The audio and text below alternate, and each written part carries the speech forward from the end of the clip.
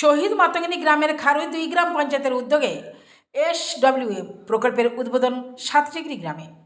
উক্ত প্রকল্পের কাজে প্রাথমিকভাবে 3টি SHG দল যথাক্রমে সাতটিগ্রি গ্রামে সূর্যমুখী, পোনাল গ্রামের উপাসনা এবং উত্তর মির্জাপুর গ্রামের দিশা সহায়ক দলকে যুক্ত করা হয়।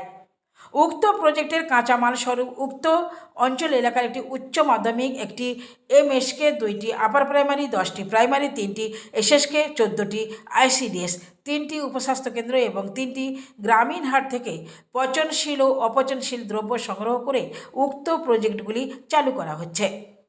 এই জন্য প্রতিটি প্রতিষ্ঠানকে 2টি করে প্লাস্টিকের বালতি গ্রাম পঞ্চায়েত থেকে সরবরাহ করা হয়।